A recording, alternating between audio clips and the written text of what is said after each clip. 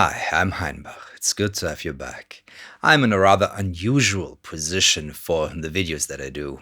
I'm sitting right underneath my mixing board next to my rack. Because in this video, I want to show you one of my most favorite techniques for ambient music of the past 4 years. And that is the Octaverb technique.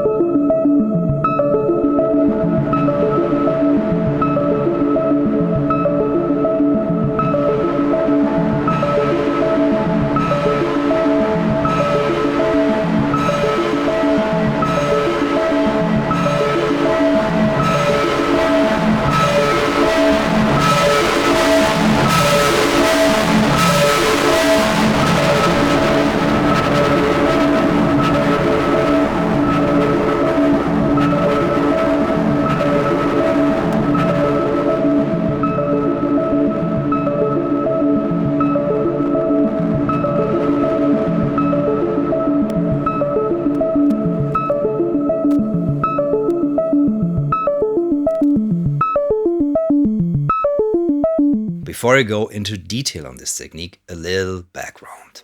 I always found reverb to be the most difficult thing to get right. Back when I started out in 1996, I used Wunderverb 3, which was all that was available for Cubase. And that just sounds schepprig, which is a nice German word to describe something that just is scatteringly clattering. It's, just exactly the sound of the Wunderverb. For the longest time, it was really hard to get a reverb inside the digital audio workstation that would envelop a signal and not just be here's the reverb and here's the signal, and those two wouldn't mix. And it resulted in me not using any reverbs at all, or only short ambiances or delay. And that was a discussion I had with many other producers at the time. When stereo pedal reverbs came around, I noticed a similar effect. The signal and the reverb just would not blend together well. Additionally, pedal reverbs often did not really work well with line signals, and I tend to use reverb as an aux on a mixer. So for some reason, the reverb still sounded flat or too much. This was about 5 to 7 years ago, and the situation in pedal land might have changed, but I never bothered to really look, because at that time I found the perfect solution for me.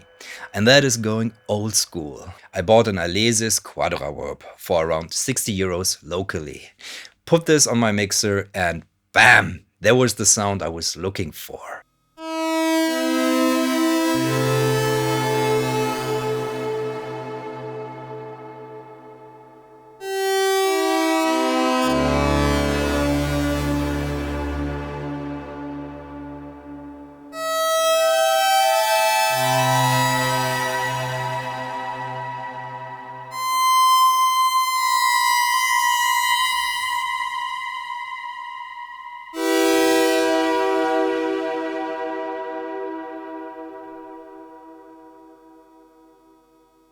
Out of the box, the Alesis did everything that I'd always been looking for.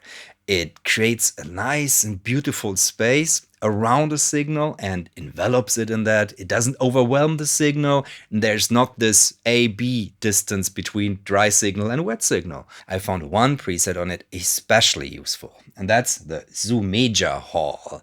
I don't know if that is something someone programmed or if that's part of the standard programs, but I basically just kept that with the little tweaks, and that became part of my sound. Then I thought, this is space taken care of in reverb, so now I need something for early reflections, for drums. And I got a second Quadraverb. And I discovered a preset there that was called Taj Mahal. And I realized, whoa, this is also beautiful. So now I've got 2 space reverbs that I love. And then I thought, why don't I double up? So I routed the Sumeja Hall into the Taj Mahal, and I've never changed anything since then.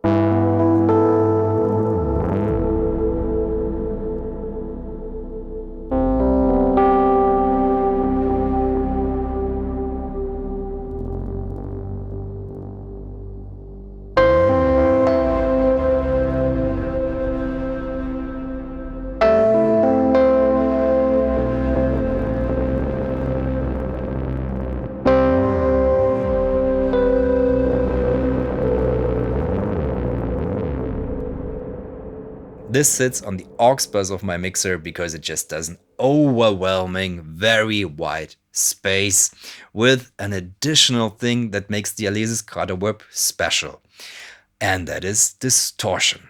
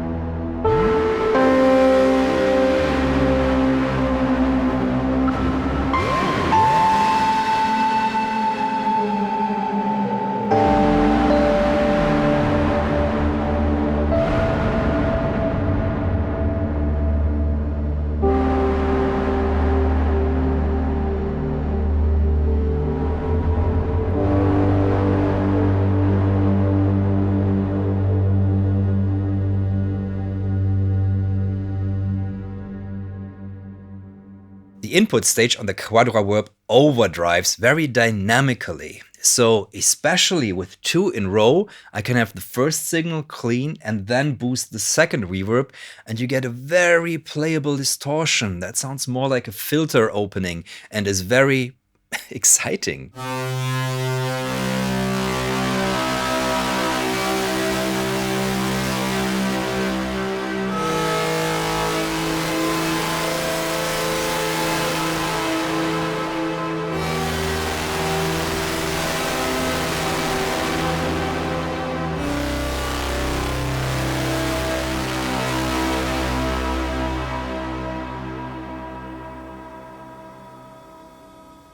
Let me show you the settings of the presets that I use. Here are the 2 Quadraverbs, Mark I versions, not Mark II or GT, just the box standard Mark I version. And they are framing my other sound processors, the Eventide H3000 and the VRS-23 from Dynacord. Now, the first preset is, as I said, Isomedia Hall, and that's a plate algorithm, plate 2 to be exact. I changed the pre-delay according to the song. Right now it's at 80 milliseconds. The reverb decay is set at 80, which is already a lot. Sometimes I set it more to 60, 65. And the diffusion is set to the maximum, as well as the density, which is important to get, a thick reverb sound. Low frequency decay and high frequency decay are set so it's more of a mid-rangey reverb instead of a booming reverb. And that's so it doesn't cloud up the mix too much. There's no gate on the reverb, though that can sound nice with percussive sounds.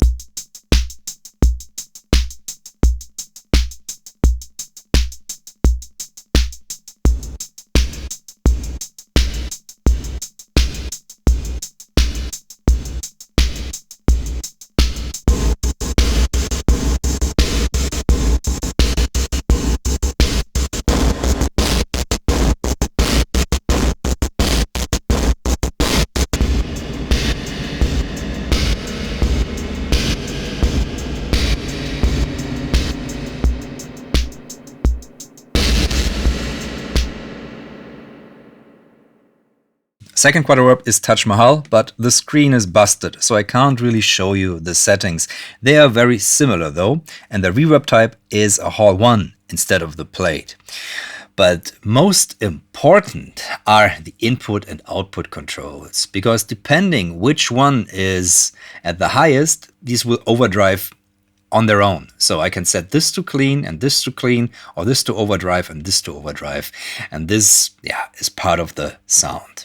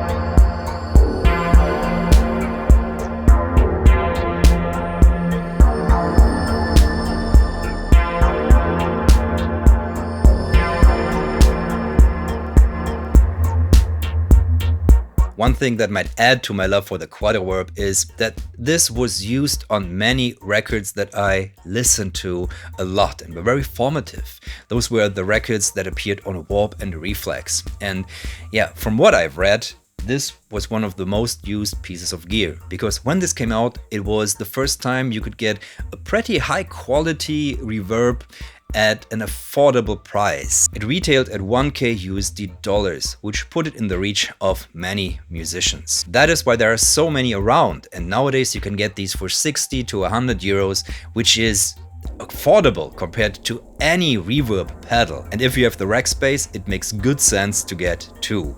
It's not very Instagrammable though, so you lose out on that effect of turning knobs on something nicely lit with a few plants, but it just sounds great. I want to thank everybody who requested this video on and on, especially on my Patreon. If you've got an idea or a request for a video, the Patreon is the perfect place to ask. And I really want to thank everybody who supports what I do there. You are the reason I can keep on making these videos. The music from this video will be available on my Patreon, as well as a sound pack of white Octaverb spaces.